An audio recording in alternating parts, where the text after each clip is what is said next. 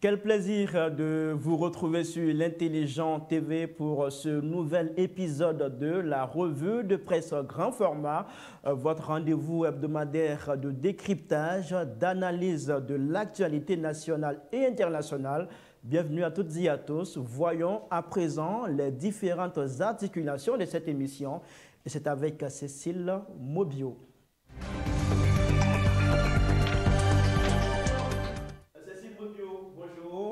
Bonjour Khalil. Merci d'être là encore une fois de plus à nos côtés pour cette émission. Cécile, avec vous, nous allons prendre connaissance des différents sujets qui seront soumis à la réflexion de nos invités. Tout à fait, Khalil. Bonjour à toutes et à tous, bienvenue au sommaire. Révision de la liste électorale à 2 jours de la clôture, que retenir ? La révision de la liste électorale s'inscrit dans un contexte politique marqué par les préparatifs de l'élection présidentielle de 2025. Cette opération vise à actualiser le fichier électoral pour permettre aux Ivoiriens en âge de voter de participer au choix du prochain président. Que retenir de cette révision à 2 jours de la clôture? Dans un instant, nous analyserons cette question avec nos invités. Et ensuite, on parlera de Tidiane Thiam qui était à Odiéné. Oui, Thiam à Odiéné, il a dit, et je cite, « Je suis le premier président musulman du PDCI », une déclaration controversée. À Odiéné, Tidiane Thiam a affirmé être le premier président musulman du PDCI, suscitant des débats. Cette déclaration est perçue par certains comme une tentative d'instrumentalisation religieuse dans le cadre de la campagne pour la présidentielle 2025. Cette fois, pour terminer, ce ne sera pas une présidentielle, mais plutôt des législatives au Sénégal. La campagne pour les législatives anticipées au Sénégal a été marquée par des tensions et des violences. Le Premier ministre sénégalais Ousmane Sonko a appelé au calme le 12 novembre après des affrontements entre ses partisans et ceux de la coalition d'opposition Sam Sakadou, dirigée par le maire de Dakar, Barthélémy Dias, en pleine campagne pour les élections législatives du 17 novembre. Merci beaucoup, Cécile Mobio, pour cette prestation qui nous permet, avec nos invités, d'avoir les sujets qui seront débattus dans cette émission. On va vous retrouver la semaine prochaine, c'est ça? Tout à fait, la semaine prochaine, même heure, pas avec les mêmes sujets et puis aussi pas avec les mêmes invités, mais avec le même présentateur. Peut-être qu'il s'agira aussi des mêmes invités la semaine prochaine. Ouais. On ne sait jamais, on attend de voir la semaine prochaine ce que ça va nous donner. Merci Cécile Mobio et puis très bon week-end à vous. Merci également Khalil, bon week-end à vous, bon week-end à nos invités et bonne émission à vous également. Merci, on se retrouve dans quelques instants pour entamer les discussions dans cette émission.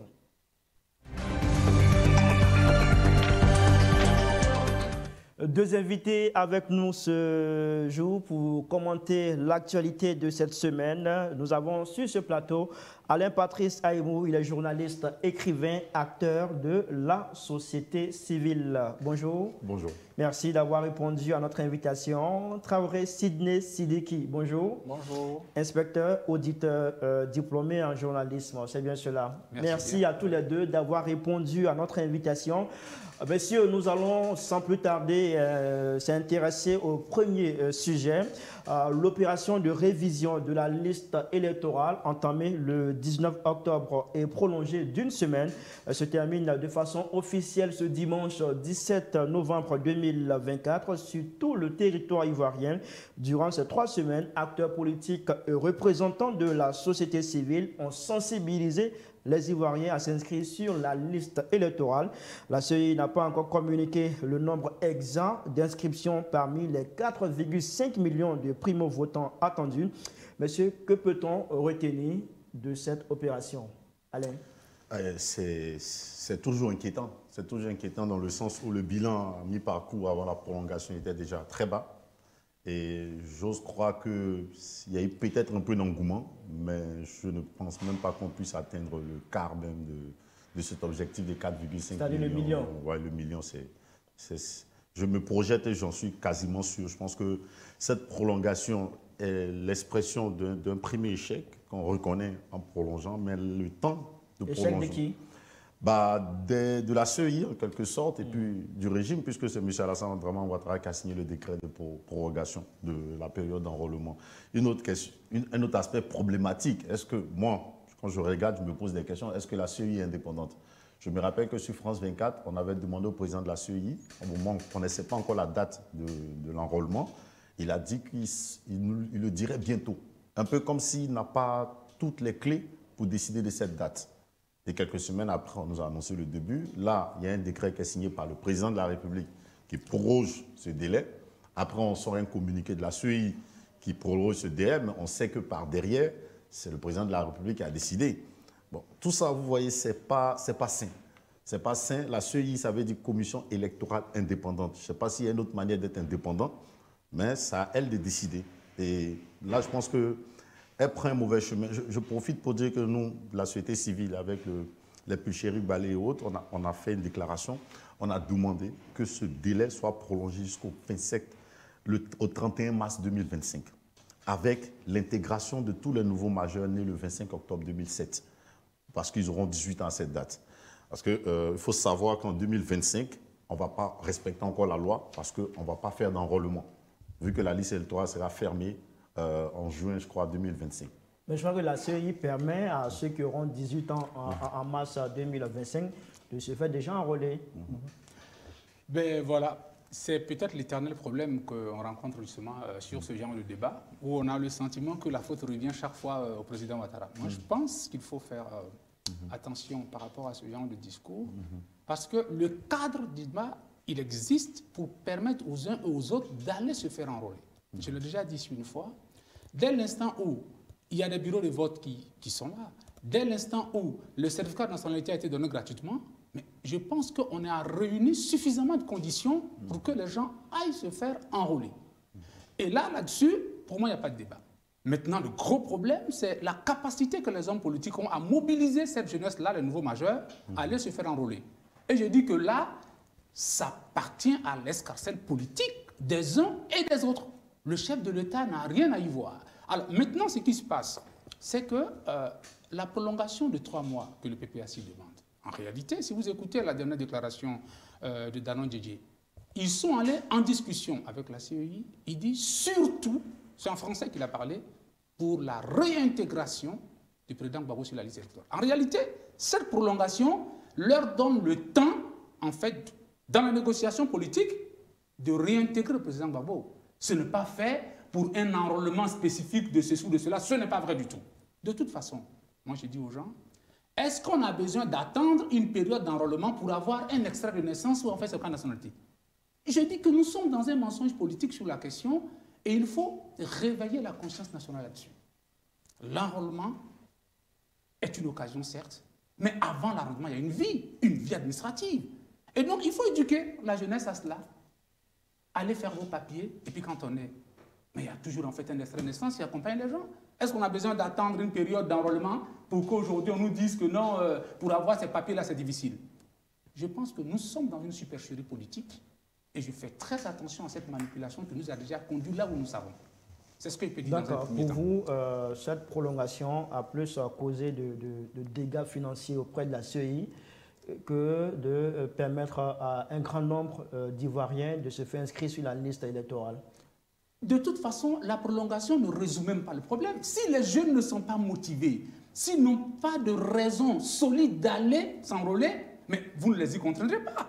Donc, en fait, les 3 mois que le FPI, le PPAC demande, excusez-moi, c'est juste pour que dans les négociations qui sont en cours, ils puissent avoir la réintégration du président Gbagbo sur la liste électorale. Voici le vrai projet. Qu'ils le disent clairement aux gens et nous allons passer à autre chose. Voilà ce que je dis. D'accord. Alain? Déjà, il faut que je signifie à mon interlocuteur que ce n'est pas le rôle des partis politiques de mobiliser les gens pour aller se faire enrôler. Ils le font par devoir citoyen et parce que par derrière, ils ont besoin d'électeurs. Le responsable de l'enrôlement, c'est la CEI, c'est la Commission électorale indépendante qui bénéficie d'un budget de communication, d'action pour que cet enrôlement se passe dans des conditions. C'est elle-même qui s'est fixé un objectif. Ce n'est pas le rôle des politiques. Il faut qu'on soit clair dessus. Concernant le PPACI qui demande le prolongement n'a pas été demandé par le PPACI seulement. Il est demandé par toute l'opposition ivoirienne, réunie en 2 groupes, je crois. Il y a la société civile dont je fais partie. On a fait une déclaration aussi pour demander cela. Donc, c'est biaisé de dire que c'est un jeu du PPACI. Non. S'ils étaient seuls à le demander, je vous l'accorderais, mais ils ne sont pas seuls. Ça, c'est 1. 2, si éventuellement leur projet politique, c'est de faire en sorte que Laurent Gbagbo soit candidat, mais qu'est-ce qui l'empêche? Qu'est-ce qui empêche? On sait cette procédure judiciaire biaisée qui l'a amené à être condamné parce qu'il a accusé de quelque chose dont les premiers responsables ont été libérés. On connaît l'histoire, on va le répéter sans cesse parce que c'est une parodie de justice. Donc, sur ça, je vais continuer. Et puis, avant de continuer, permettez-moi de vous relancer. Permettez-moi de vous relancer. Quand vous dites que ce n'est pas du ressort des partis politiques d'inciter la population à se faire enrôler, mais à qui profitent tous ces millions de personnes sur la liste électorale? Finalement, c'est aux partis politiques. C'est très intéressant votre question. C'est pour ça que moi je parle de l'égalité. Il y a quel texte qui dit aux partis politiques, dans leurs obligations, d'aller faire enrôler les gens? Est-ce qu'il y a des partis politiques dans les centres d'enrôlement? Non, mais justement. La question, c'est, de façon responsable, la CEI dans les textes est celui qui est habilité à organiser l'enrôlement et à mobiliser les Ivoiriens à aller se faire enrôler. C'est pour ça que je parle de budget. Ils sont payés pour. Maintenant, si vous me donnez la preuve qu'il y a un parti politique qui reçoit de l'argent au nom de l'État de Côte d'Ivoire pour emmener les jeunes à s'enrôler, ok. Si vous me montrez un test qui les oblige à le faire, ok. Mais s'il n'y a pas de test, on appelle ça un devoir citoyen. C'est-à-dire, autant la société civile aujourd'hui est engagée sur le terrain pour mobiliser les gens. Il y a des artistes, j'en ai parlé la dernière fois, je pense qu'eux seuls, de façon volontaire, parce que je n'ai pas encore vu la CEI aller payer un artiste, sauf erreur de ma part, pour sensibiliser la jeunesse. Et tout à l'heure, mon interlocuteur disait une chose assez intéressante. Il faut sensibiliser. Ben, moi, je veux vous rappeler, le drame de ce pays, c'est qu'on a un président de la République, un parti politique, qui sont en train de faire de la communication pour du n'importe quoi. 100 millions de francs CFA pour un hommage à Ouattara. La dernière fois, je partais à Boaké, sur 1 kilomètre, c'était que la photo de la première dame parce qu'elle venait dans la ville. Ça répond à quoi, ce genre de communication, alors que cet argent aurait pu servir à mettre des mêmes pancartes pour dire faites-vous enrôler, allez faire vos extraits de naissance. Les 100 millions d'hommages à Ouattara qui sont une forme d'idolâtrie qui ne doit même plus exister dans nos siècles. Mais c'est ça. Là, on sort complètement du débat. On n'est pas en train de sortir. Je suis en train de vous dire que quand une jeunesse a besoin de savoir certaines choses et qu'on ne lui sert pas ce savoir dont elle a besoin et qu'on lui demande d'aller idolâtrer un individu, c'est la conséquence qui est là. Non, s'il vous plaît, moi je ne rentrerai pas dans une telle littérature que je trouve très sombre. Il n'y a pas d'idolâtrie de qui que ce soit en Côte d'Ivoire, je ne le crois pas. Alors, ce qui est en train de se passer tout simplement, est-ce que la CEI aujourd'hui ne sait pas donner les moyens de la sensibilisation? Je suis au regret de vous le dire. Regardez les encarts publicitaires dans la ville. Partout, il y a une incitation, une publicité pour dire aux jeunes, venez vous faire enrôler, votre voix est un pouvoir, que ce soit à la radio, que ce soit à la télévision. Cette mobilisation, cette sensibilisation existe de la part de la CEI tout le temps. Mais seulement, je dis, les partis politiques doivent aussi s'inviter dans ce débat pour que leur jeunesse, parce que c'est eux qui sont dans le capital justement de cette jeunesse-là, que cette jeunesse-là, elle puisse venir justement se faire enrôler. Vous leur avez donné les moyens? Attends, on a... Ah bon? Ah bon, justement? Non, mais attendez, qui donne les moyens? Attends, je vais vous dire un truc. C'est l'un du contribuable qui est non, ce que vous ne savez pas, c'est tout. D'accord, allez-y. Les partis politiques, c'est des associations privées, monsieur. Bien sûr. Dès l'instant où vous invitez dans la politique, je suppose que vous avez les moyens. Et quand vous donnez les moyens, c'est vous qui devez réunir toutes les conditions qu'il faut pour que demain vous soyez à la tête de telle ou telle institution. Ma question reste pendante. Quelle loi qui oblige les partis politiques à le faire? Mais attendez, mais quelle loi? Qu'est-ce que vous entendez par loi? Quel est l'intérêt de créer un parti politique sinon que de conquérir le pouvoir? Bien sûr. Mon problème, il est là. Dès l'instant où vous voulez conquérir le pouvoir, c'est à vous de vous donner les moyens d'y arriver. C'est ce que je dis. Alors, à partir de cet instant, les partis politiques, eux aussi, sont en premier responsables de la mobilisation, justement, dans les différents partis. Moi, je peux être un parti politique et puis ne pas avoir besoin de nouveaux enrôlés, parce que je considère que comment on appelle ça, l'électorat en place me suffit. En fait, c'est pour vous dire que ce n'est pas... Moi, je comprends que les partis politiques aillent mobiliser les gens pour leur... Mais ce n'est pas de leur devoir et ce n'est pas de leur responsabilité si on n'atteint pas les chiffres à tout moment. C'est ce qu'il faut comprendre. Non, on n'atteint pas les chiffres justement parce que nous n'arrivons pas jusqu'aujourd'hui au sein des partis politiques. Je n'ai pas des partis politiques. Non, mais ce n'est pas leur responsabilité. Monsieur, on a compris vos positions. Ce n'est pas leur responsabilité. Cette question, on va essayer d'aller un peu de l'avant. Est-ce qu'une autre prolongation est envisageable puisqu'on est presque unanime à dire que la mobilisation n'y est pas encore? Bon, voilà. Et tout le malaise, il est là. Je l'avais dit ici la dernière fois. Nous n'avons pas de certitude que quand bien même on prolongerait justement ces échéances-là, on atteigne vraiment le niveau qu'on voudrait atteindre. Je l'avais déjà dit ici auparavant. Alors, parce que le problème, il est ailleurs.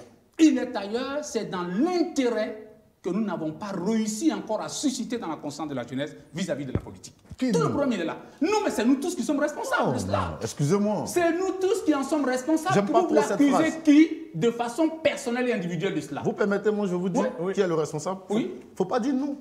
Oui. Actuellement, la Côte d'Ivoire est gouvernée. La Côte d'Ivoire est gouvernée par un régime politique. Oui. Depuis 2011, c'est ça? On a 14 ans. Oui. Et c'est pratiquement le seul parti politique qui gouverne seul, parce que depuis qu'ils se sont désolidarisés du PDCI, ils sont tous seuls. Mais c'est de leur responsabilité, l'état de conscience des Ivoiriens sur la politique aujourd'hui. C'est eux qui l'ont créé. Est-ce qu'ils ont créé une atmosphère favorable? Je dis non. On fait des petites vidéos pour dénoncer 2 ou 3 trucs sur les TikTok, paf, tu es en prison. Vous pensez que ça donne envie d'aller se faire enrôler? S'il vous plaît. Ah non, mais c'est des réalités. Oui. Moi, je dis, excusez-moi, je termine sur ça. Il faut lire un environnement. Oui. C'est-à-dire, si on est dans un quartier où il y a de l'insécurité, vous ne verrez pas les gens dehors. Quand le soleil se couche, on a peur, on reste à la maison. Et si on est dans une ville où il y a la sécurité, vous verrez des fêtes foraines les soirs. Mais la réalité en Côte d'Ivoire aujourd'hui, c'est que la politique ne donne pas envie. La politique est violente. La politique aujourd'hui que le RHDP, comment on appelle, faire, c'est une politique de répression. Donc, puisque vous dites... c'est pas fait pour encourager les jeunes. Moi, je vous dis la vérité. Puisque vous dites que la politique n'intéresse plus les Ivoiriens, c'est plus nécessaire encore de parler de prolongation. Il faut s'arrêter là. Bien, justement, j'en viens. Je peux répondre. Très belle question. Effectivement, on pourrait être pessimiste et défaitiste et arrêter là. Moi, je pense que ça, c'est défaitiste. Mais je pense que prolonger, c'est faire l'examen de nos erreurs, voir dans cet environnement qu'est-ce qu'on peut encore sauver pour mobiliser cette jeunesse et surtout trouver le discours. Parce que moi, aujourd'hui, quand je regarde la communication de la CEI, c'est quoi? Viens te faire enrôler. C'est le message. Mais est-ce qu'il y a eu une étude sociologique, des choses qu'on ne pratique pas malheureusement dans nos gouvernements, une approche anthropologique pour dire, ah, voilà l'une des clés pour lesquelles ces jeunes-là ne sont pas motivés. Et trouver le message qui va avec, c'est de la communication. Mais justement... Et c'est toutes ces choses-là qui manquent. Et je dis, je termine sur ça, si on doit proroger, c'est bien évidemment avec un examen des causes de la mauvaise mobilisation. Les partis politiques ont évoqué les problèmes des pièces d'identité. Mais à quel moment vous avez décidé que les pièces d'identité sont, par exemple, le certificat de nationalité gratuit? C'est juste au début de l'enrôlement. Il aurait été décidé il y a 1 an que le certificat de nationalité est gratuit. Je pense qu'on aurait peut-être 1 million de jeunes qui auraient déjà pris le certificat national. Vous soupçonnez une supercherie du pouvoir en place dans cette histoire d'enrôlement? Moi, je ne dirais même pas supercherie. Pour une fois, je vais être gentil avec eux. Je pense que c'est de l'incompétence. Parce qu'en réalité, ils ont fait les choses sous la pression. Et ils ne l'ont pas fait parce qu'eux-mêmes, ils y ont réfléchi.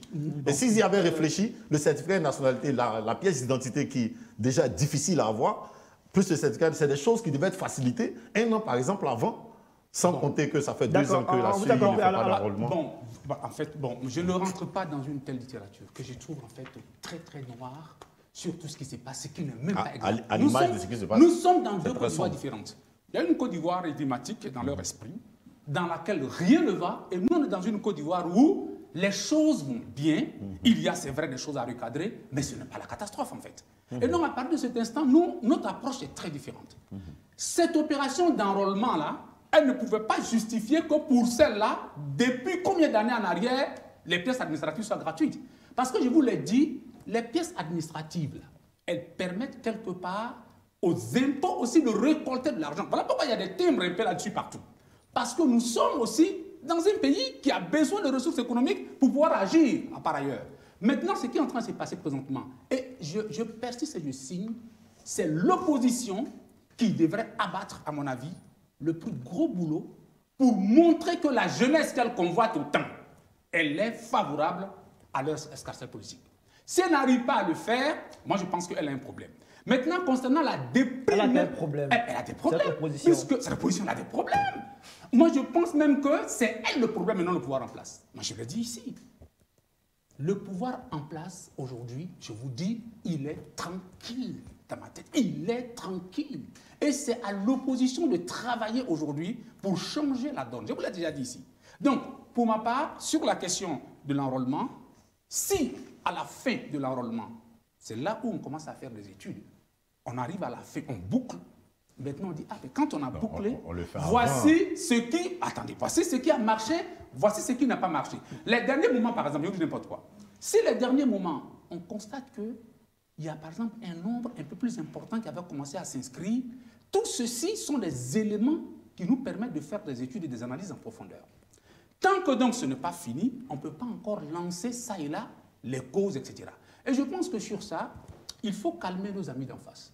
Je pense qu'ils sont en train de montrer leurs limites dans le changement de la Côte d'Ivoire. Ils ne peuvent pas le faire. Et c'est pour cette raison qu'ils sont en train de crier autant. Ils n'ont pas les moyens de le faire. D'accord. Alors, monsieur, vous le savez, en tant qu'observateur de la vie politique en Côte d'Ivoire, le PPACI, sinon une délégation du PPACI, conduite par le professeur Sébastien Dano-Djedje, a été reçu par la commission électorale indépendante pour discuter des sujets relatifs au processus électoral.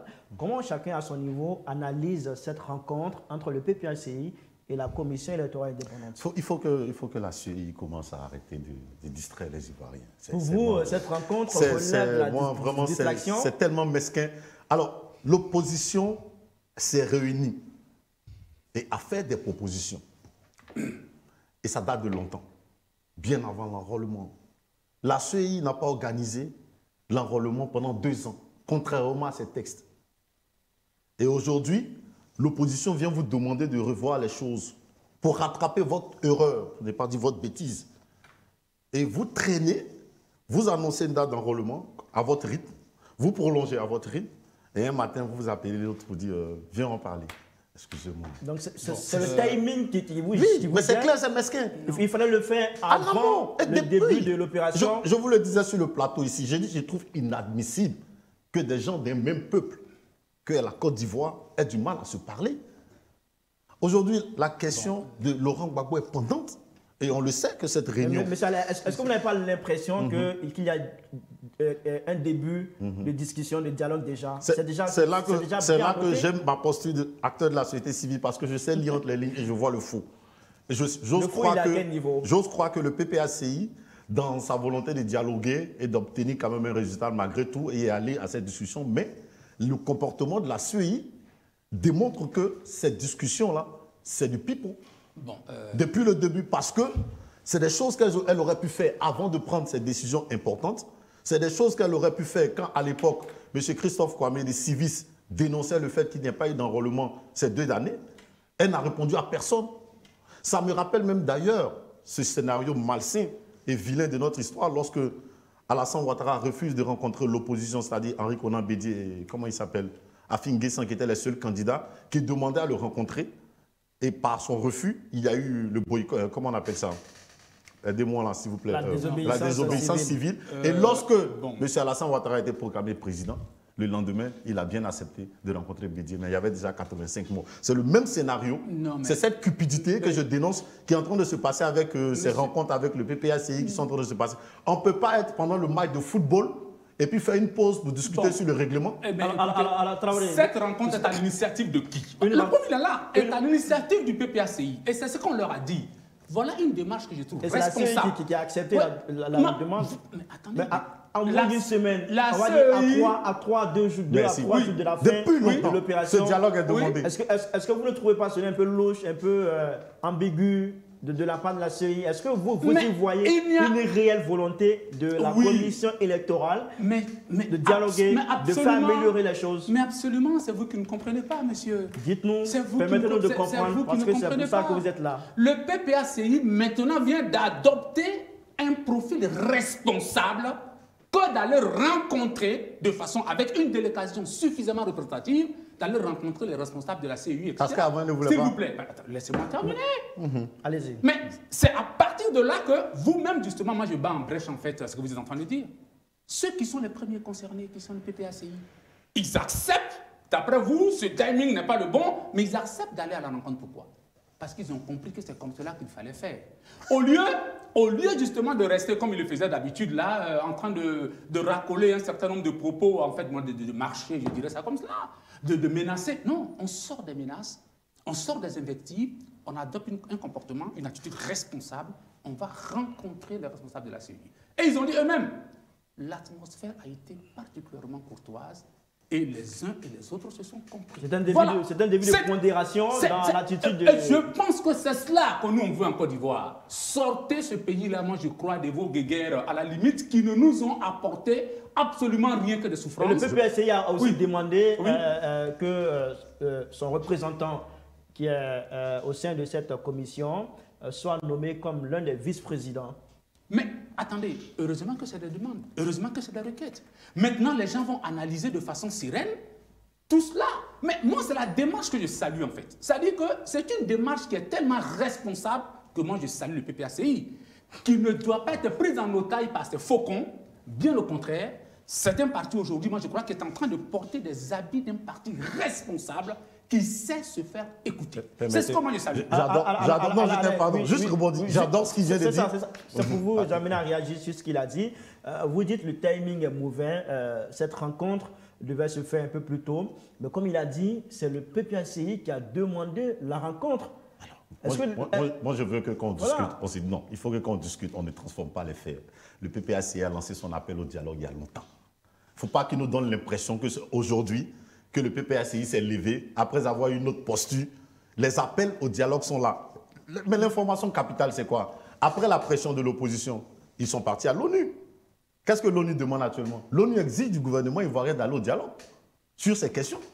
Aujourd'hui, subitement, vous voyez. Vous voyez que il ne peut pas transformer. Excusez-moi, le ministère de la Justice qui a fait un communiqué pour dire que la Côte d'Ivoire n'était en aucun cas obligée, sinon ce n'était pas des recommandations contraignantes vis-à-vis de la Côte d'Ivoire. Le ministère de la Justice l'a dit. J'adorais tout à l'heure l'image qu'il a dit. Il a dit qu'il y a un groupe qui voit la Côte d'Ivoire qui va bien et puis un autre qui... Parce que ceux qui voient la Côte d'Ivoire qui va bien sont des peintres. Et ils ont peint la preuve, vous voyez, c'est les travaux qu'ils font, des fontaines, des lumières. Et ils ont peint la Côte d'Ivoire pour cacher. Ça, au moins, c'est utile. Parce qu'aujourd'hui, je suis étonné que le RHDP parle du fait que les recommandations de l'ONU ne sont pas contraignantes. L'histoire de la Côte d'Ivoire est là, sous Laurent Gbagbo. Comment le RHDP criait, en ce moment le RDR criait haut et fort pour un petit rapport d'Amnesty International, pour une déclaration de l'ONU, il fallait le faire. Mais combien de fois vous n'avez pas dit que toutes ces institutions étaient corrompues, étaient achetées par la Moi, je ne l'ai jamais dit. Moi, en tant que société civile, je ne l'ai pas dit. Monsieur, moi, je ne l'ai jamais dit. Ceux qui l'ont dit, vous pouvez les citer. Mais moi, vous ne l'avez jamais entendu dire.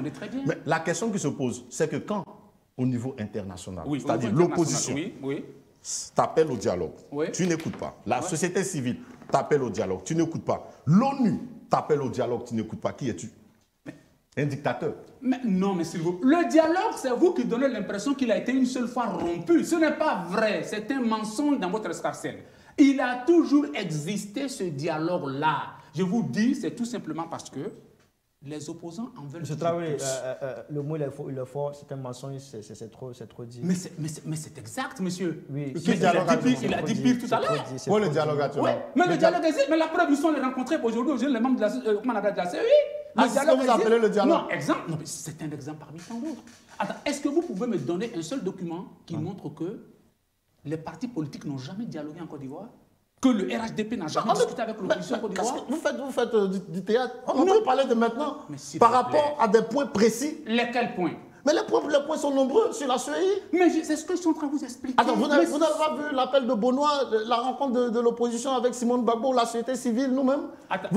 On fait plein de déclarations. On demande à ce qu'il y ait un dialogue entre opposition, société civile et gouvernement sur la CEI à plusieurs niveaux. Mais une déclaration n'est pas un dialogue, monsieur. Le dialogue, c'est quand on décide d'aller rencontrer les gens du pouvoir, on a un cadre d'échange. Quand on fait seulement les déclarations et vous en tenez à vos déclarations, vous n'avez pas encore amorcé. Mais la preuve, On ne dialogue pas avec quelqu'un s'il ne vous accueille pas chez lui. Mais quand le PPACI a décidé de rencontrer la CENI, qu'est-ce qui s'est passé? Ils ont été reçus, ils ont été bien accueillis. Et Damon Dédé a fait une déclaration qui est très intéressante, je vais vous le dire. Il dit que la rencontre avec la CENI s'est très bien passée et qu'ils sont dans une dynamique d'améliorer un certain nombre de choses. Je dis, mais bravo, c'est cette attitude. Bravo quoi? Oui, mais c'est cette attitude-là. Vous avez eu des résultats? C'est cette attitude qu'on demandait depuis. D'accord. Moi, ça me fait marrer. Ne vous en faites pas. Non, mais attendez. Des gens sortent d'une rencontre, c'est les décisions qui doivent nous rendre joyeux. C'est pas le fait qu'il y ait une belle atmosphère. Après la bonne celui qui allait atmosphère. à la rencontre, c'est lui qui même se félicite de cela. Qu'est-ce que tu veux que je dise? Mais nous, en tant que citoyens, qu'est-ce qu'on recherche? D'accord, On messieurs. veut que ces dialogues-là produisent du fruit. On vous a compris. Pour qu'il y ait de la cohésion sociale. Alors, s'il n'y a pas encore de fruits, si vous il n'y a le pas de permettez, réjouir. Ce matin, on a introduit le lendemain.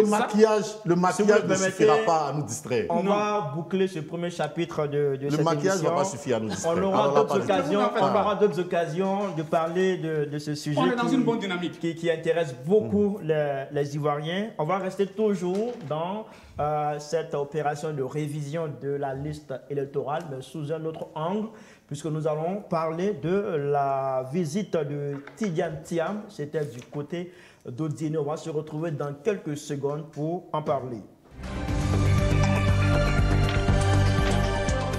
Nous sommes de retour sur les antennes de l'Intelligent TV. Si vous venez de nous prendre en marche, vous suivez l'émission La Revue de Presse Grand Format. C'est votre émission qui fait le tour de l'actualité pour vous permettre de bien comprendre ce qui a marqué la semaine en termes de faits, d'informations. Nous allons aborder le deuxième sujet. Tidjane Thiam à Odiene. Je suis le premier président musulman du PDCI. Une déclaration controversée. Vous le savez, Tidjane Thiam était à Odiene le dimanche 10 novembre 2024 dans le cadre de sa tournée de sensibilisation à l'inscription sur la liste électorale. S'adressant aux populations, il a déclaré, et je cite, « Je suis le premier président musulman du PDCI », des propos qui ont été critiqués par certains observateurs pour leur potentiel aspect religieux. On commence avec vous, cette deuxième partie. Alain, comment vous analysez cette situation? Ça me fait beaucoup de peine. Ça me fait beaucoup de peine parce que Alassane Ouattara a créé des élèves. Il a créé quelque chose qui est en train de se perpétuer. Parce que c'est lui qui a déclaré « On ne veut pas que je sois président parce que je suis musulman ». Et on se rappelle les conséquences de cette expression, qui a des tendances religieuses dans un pays laïque où la religion est clairement séparée de l'État. Et aujourd'hui, Tidjane Thiam, avant cette déclaration, il avait fait une sortie où il a dit qu'il côtoie Barack Obama et il parlait de ses influences avec les Occidentaux. Et il était sur le chemin que Ouattara aussi s'est vendu, comme le cas du FMI, etc. Aujourd'hui, malheureusement, le PDCI et particulièrement M. Tidjane Thiam est en train de surfer sur les pas de Ouattara qui lui ont permis d'acquérir un certain électorat. Et pour lui arracher cet électorat, il y va avec les mêmes armes. Vous pensez que cela est plus bénéfique pour la Côte d'Ivoire? Très belle question. Alors, elle est très mauvaise pour la Côte d'Ivoire, mais peut-être favorable à M. Thiam et au PDCI. Mais c'est mauvais pour la Côte d'Ivoire. Et ce n'est pas au nom de l'atteinte du pouvoir politique qu'on doit marcher sur nos valeurs et nous mettre nous-mêmes en danger. Parce que l'expression musulman n'a pas sa place dans notre débat politique. Aucunement. Nous sommes un État laïque et nous savons aussi la fragilité de nos populations. Le niveau d'éducation, on est à 35% d'analphabètes, peut-être 40%. Ce n'est pas dans ce genre de population qu'il faut tenir des propos qui peuvent emmener à des divisions religieuses. Parce que la crise ivoirienne, à l'époque, l'Occident la qualifiait d'une crise entre chrétiens et musulmans, ce qui est absolument faux. Mais si ça continue, parce que hier, ça a eu ses conséquences, si ça se répète encore aujourd'hui, déjà, je déplore cela, je le condamne d'ailleurs, et je pense que malheureusement, il est en train de surfer dans les pas d'Alassane Ouattara, qui lui n'a pas su faire sa mue ou du moins dire que j'ai péché pour que les autres arrêtent. Et si éventuellement, parce que je dis c'est la stratégie pour le PDC, ils ont vu que pour eux ça marchait, ils ont bien envie d'essayer pareil. Mais moi je déconseille au PDC de prendre ce chemin, il est très mauvais pour la Côte d'Ivoire. Bon, alors écoutez M. Khalil, je crois qu'à chaque fois faire référence au président Ouattara, pour tout ce qui se passe de mauvais, ça me gêne beaucoup. Même si un enfant tombe d'un vélo, s'il vous plaît, voilà. C'est ce qui est en train de le président de la République. Même quand il y a un accident quelque part sur la route, on dit c'est le monsieur Ouattara. Même s'il y a, etc. Donc, moi, je veux qu'en fait, de façon intellectuelle, on puisse réfléchir ensemble sur ce qui est en train de se passer présentement pour que notre jugement soit dépourvu, en fait, de toute émotion. Le président Tidjam Thiam est non seulement un adulte, mais c'était un haut cadre qui a servi à un très haut niveau sur le plan international. Vous le savez, je le sais. À partir de cet instant, le discours qu'il tient, lui, est imputable. On ne peut pas dire qu'il y a X ou Y qui l'ont inspiré. Ce serait même lui manquer de respect que de faire croire que jusqu'à ce jour, il est en train de se comporter. Il faut sauver le soldat Ryan. Attention. Ce qu'il a dit à Oudéné, c'est vrai que ça gêne tout le monde. Et moi en premier. Parce qu'il est en train de réveiller de vieux démons. Et là, je suis d'accord avec lui. Parce que tout simplement, la population de Djenné n'est pas caractéristique ou n'est pas caractérisée par l'islam. Ce n'est pas vrai. À Djenné, il y a toutes les religions aussi qu'il faut regarder. Et je pense que la population de Djenné n'attendait pas de lui qu'il vienne parler de la religion plus que des problèmes de développement, plus que de tout ce dont ils ont besoin. Et je pense que si on veut réfléchir encore beaucoup plus loin, c'est le problème de l'intellectuel ivoirien en général. Ce sont eux qui nous ont divisés sur les questions ethnico-tribales et sur la question religieuse. Maintenant, en tant qu'acteur de la société civile, moi je le comprends aisément. Il faut que nous on fasse bloc pour dire à ces derniers que nous, ce n'est pas la religion qui nous guide. Ce qui nous guide, c'est le progrès que nous voulons. Ce qui nous guide, c'est le mieux-être que nous voulons. Et en cela, il faut dire que depuis que la présidence Ouattara est là, pour ne pas dire sa mandature, jamais il n'y a eu en Côte d'Ivoire de crise entre les religieux. Ce n'est pas vrai. Ça veut dire qu'il est au-dessus de la guerre en fait religieuse en Côte d'Ivoire. Et donc moi je crois qu'il faut plutôt saluer cette façon, cette maestria du président de la République sur la question, pour que nous aussi nous puissions nous inviter dans cette pacification des esprits sur la question religieuse. Voilà ce que moi je peux dire. C'est une erreur de la part de Tidjam Thiam. C'est une erreur de la part de Tidjam Thiam. C'est handicapant pour lui, oui, forcément. Dans la course à la présidence de la République. Bon, moi je dis, dans l'ensemble, c'est un monsieur, sincèrement, qui a un discours policier. Ça, je le lui reconnais. Et si vous avez entendu, à part justement cette sortie qui n'est pas très bonne, il a parlé de paix, il a parlé de cohésion sociale. Ça, ce n'était pas un discours policier de votre part. Avec l'évocation de la thématique de l'islam ou de la religion, c'est ce qui m'a gêné. Mais dans l'ensemble, moi je l'ai écouté jusqu'à la fin. C'est ça qui a peut-être marqué les gens, mais dans l'ensemble, il a parlé de paix, de cohésion sociale, etc. Et je pense que ça, c'est très bon pour la Côte d'Ivoire. Voilà ce qu'il faut dire. Alain? Il faut déjà que je rappelle à mon interlocuteur que la politique, on l'a vu tout à l'heure aux États-Unis avec Trump, c'est un jeu de rôle. Ce n'est pas parce que je t'attaque avec des mots que je suis dans une posture de haine ou de guéguerre ou de tuerie. Je suis désolé. L'histoire de la Côte d'Ivoire est là. Les derniers à avoir pris des armes dans ce pays pour des objectifs politiques, on les connaît. Mais sinon, à part ça, tous les autres partis politiques ivoiriens n'ont jamais été armés ou n'ont pas eu d'acquaintance avec une armée. Donc, ne venez pas faire la leçon à ceux qui n'ont jamais pris d'armes. Moi, je reviens sur Tidjam Thiam et toutes ces problématiques. Il y a eu aussi la partie ethnique. Si vous vous rappelez, Thiam avait fait une sortie et il avait parlé en baoulé. Et le RHDP, le lendemain, lui a répondu en trouvant que c'était tribaliste de se comporter ainsi. Vous voyez qu'on est en train de reproduire un 2010. On a déjà le candidat éliminé, c'est-à-dire Laurent Gbagbo. On a la religion qui sort dans les discours politiques. On a l'ethnie qui sort. Et je disais ça la dernière fois sur le plateau. J'ai dit, il y a des choses que l'Ivoirien ne doit même pas se permettre de faire pour avoir vécu 2010 et 2002.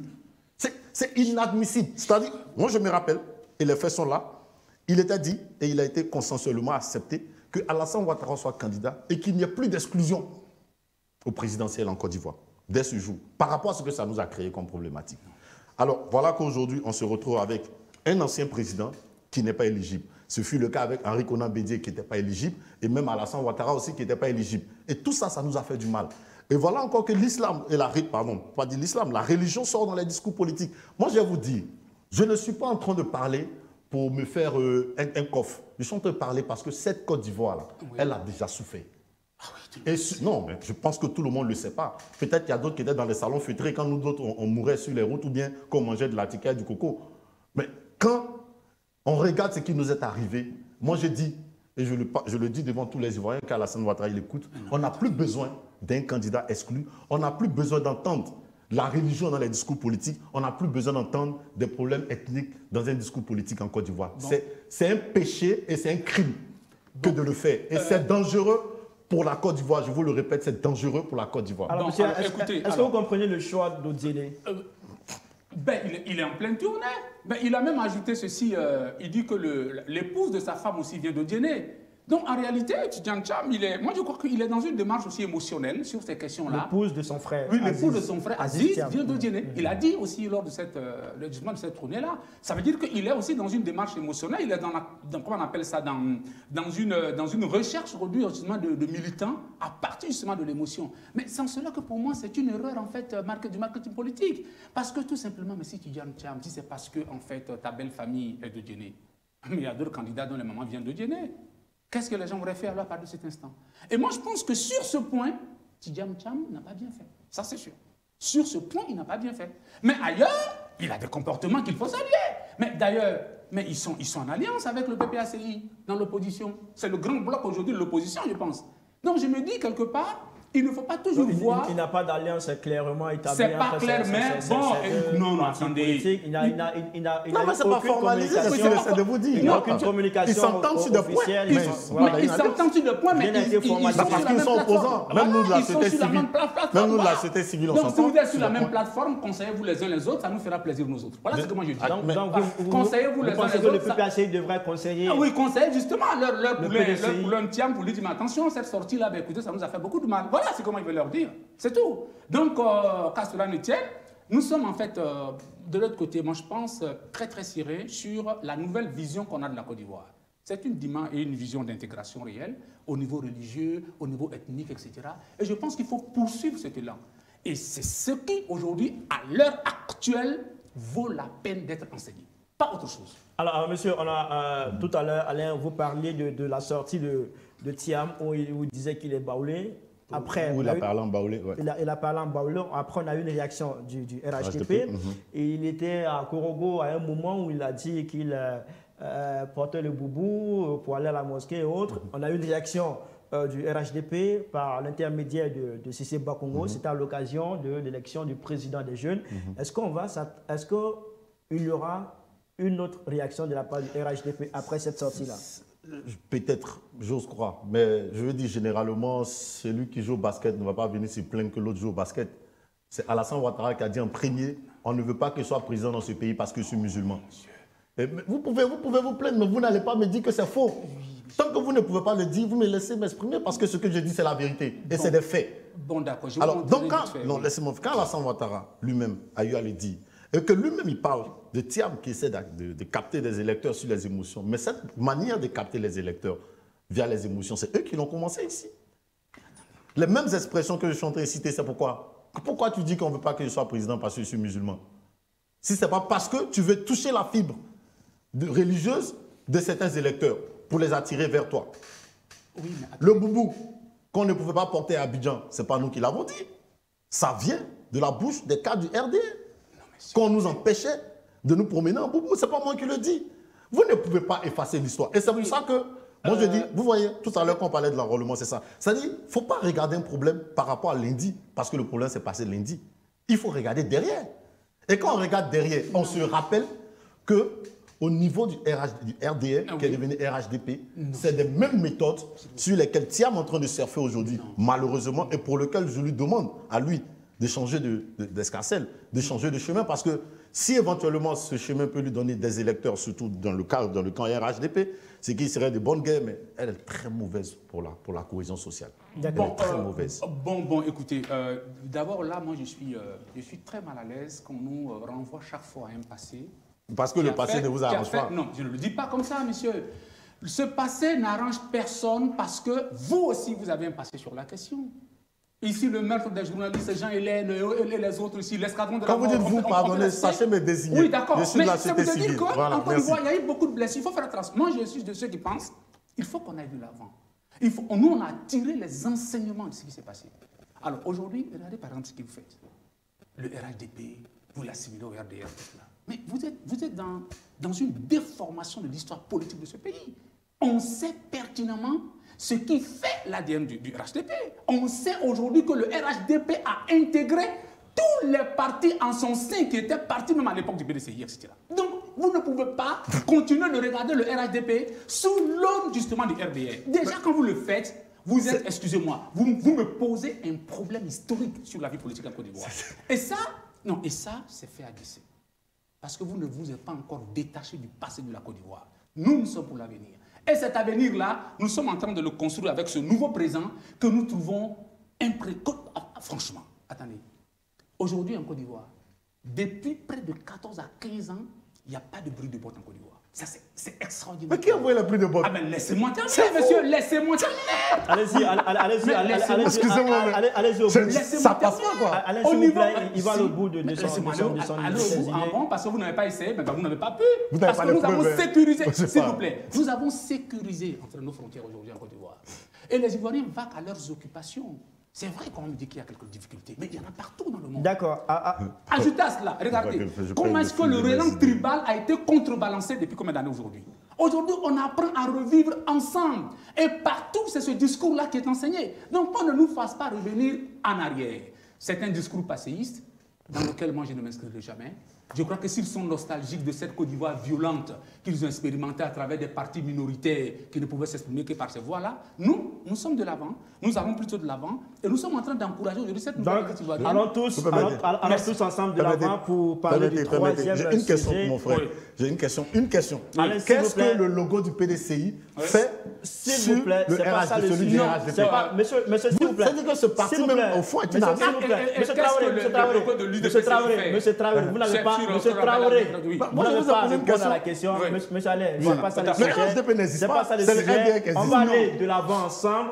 Vous n'avez plus de parti avec troisième sujet et c'est juste après cette courte transition.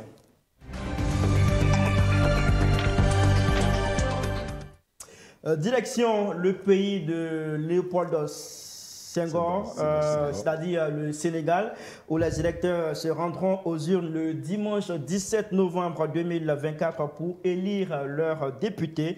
Les 2 semaines de campagne ont été marquées par des tensions entre partisans de Barthélémy Dias, qui est le premier magistrat de Dakar, la capitale sénégalaise, et ceux du parti au pouvoir, avec des affrontements ayant conduit à l'arrestation de 81 personnes. Ousmane Sonko, Cécile Mobio l'a dit à l'entame de cette émission, le Premier ministre a initialement appelé à la vengeance avant de prôner le calme. Quelle lecture faites-vous de cette situation au Sénégal? Oui, je pense que Ousmane Sonko, il a commencé à comprendre. Ah oui. Il a compris quoi? Il a commencé à comprendre que la violence le dessert plus que les autres, en fait. Aujourd'hui, au Sénégal, il y a une maturité politique.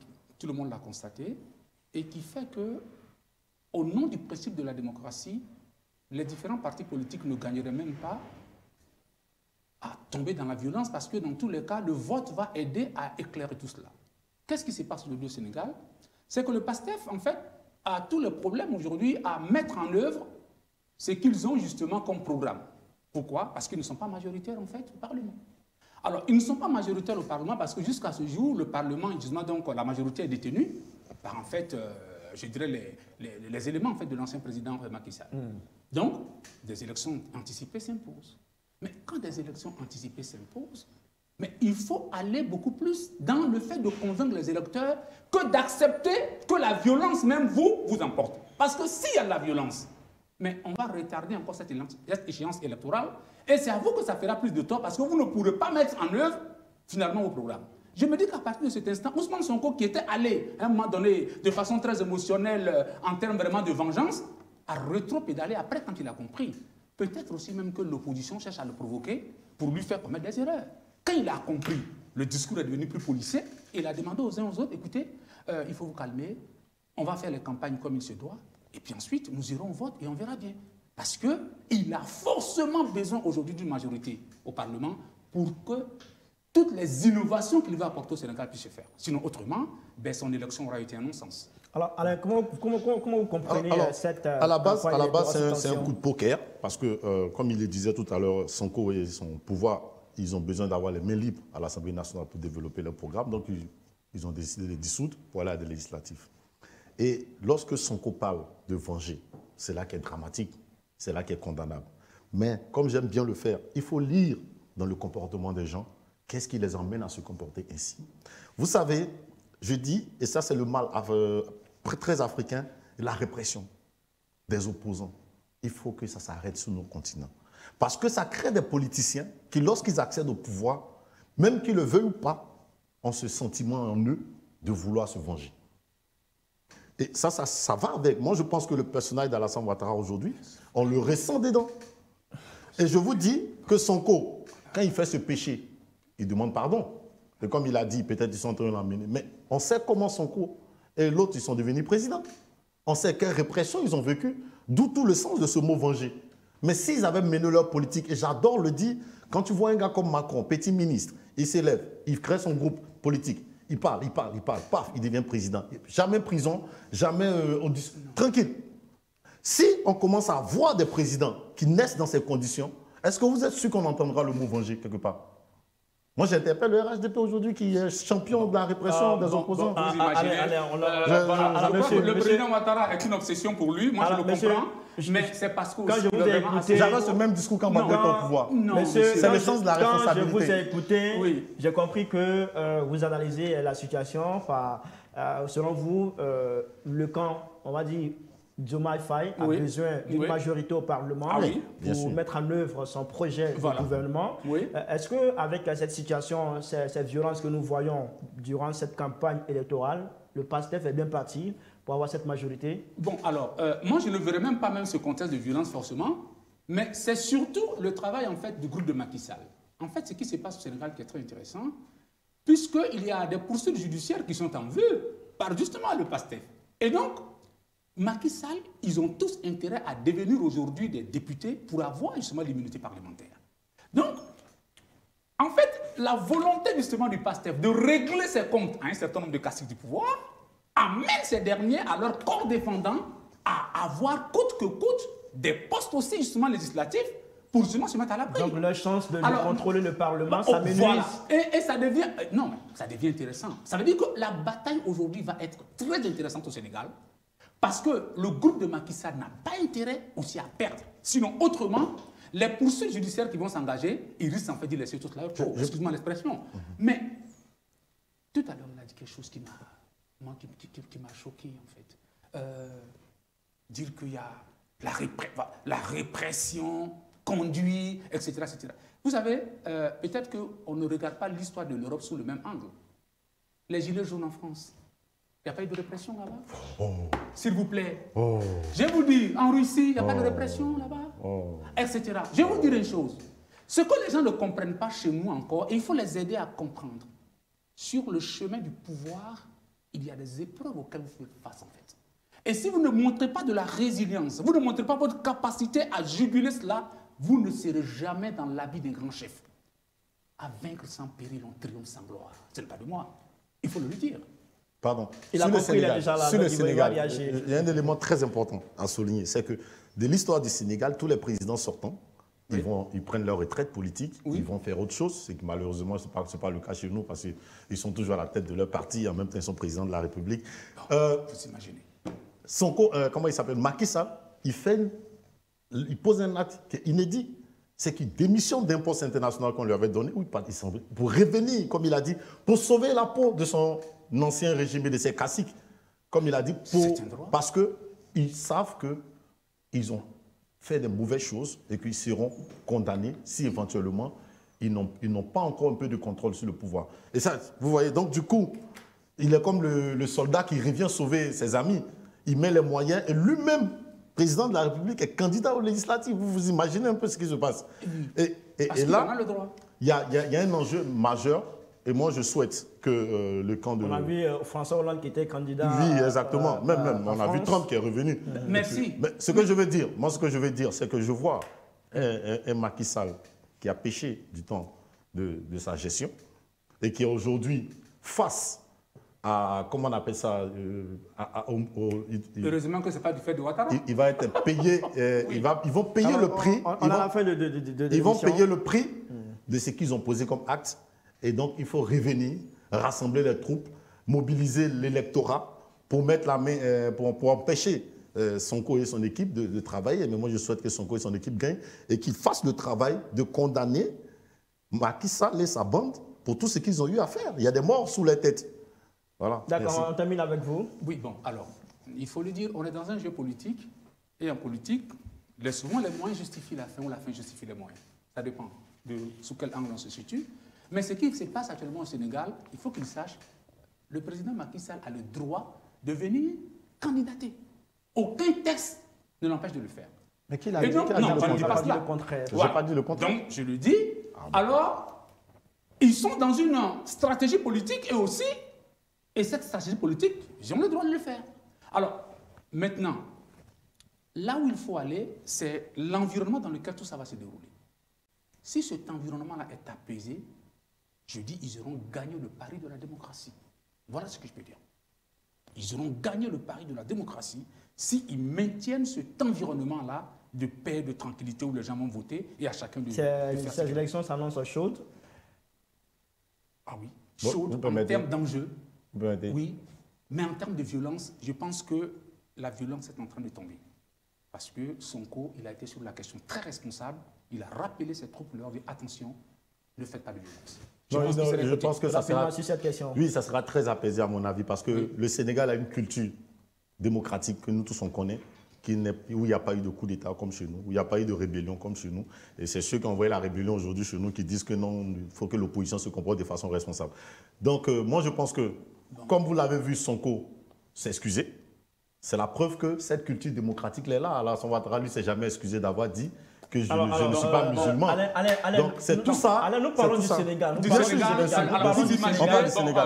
Donc, je terminerai sur ça.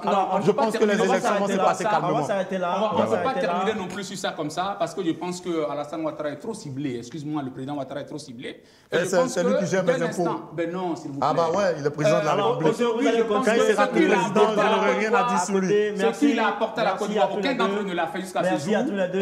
Merci à Monsieur Alain, merci à tous les deux d'avoir été avec nous. Je vous en prie. De nous avoir permis de faire ensemble ce tour de l'actualité. C'était vraiment intéressant.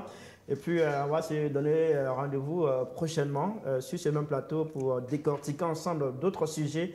Merci à toutes et à tous de nous avoir suivis et puis à très bientôt. Merci.